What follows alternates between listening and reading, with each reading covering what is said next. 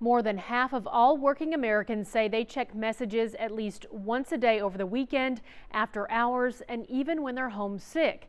That's according to the American Psychological Association.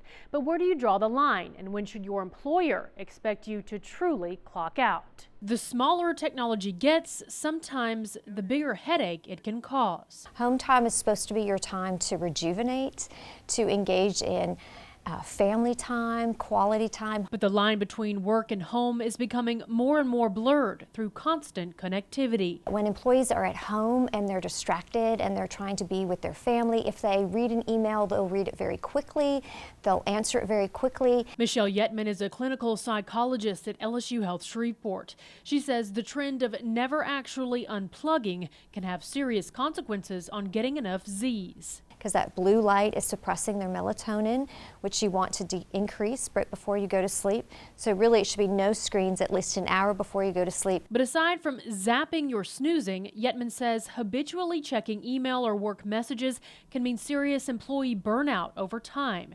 She points to legislation passed in Europe that curtails working off the clock in an effort to salvage employee productivity and satisfaction, as well as employer abuse of free labor. Banned employers from contacting employees after hours unless it's an absolute emergency. And I didn't need to look far to find employees who feel the need to be constantly connected. In a newsroom, that's pretty much part of the job description. Even so, how often KTBS 3 employees checked email off the clock came with a mixed response. I don't know, 10 to 15 times a day. I think I check my work email about 4 times a day from my phone. I feel the need, even when I'm off the clock, to stay informed.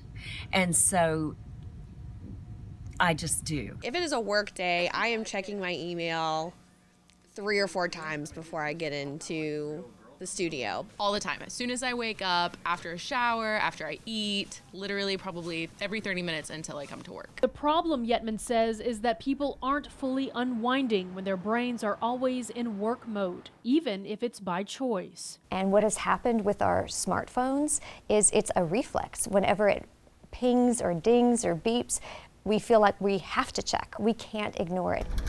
The key is in finding a balance that works for each person. According to PsychCentral.com, you should set boundaries for yourself. Check email maybe once before dinner and then set your phone aside for the rest of the evening.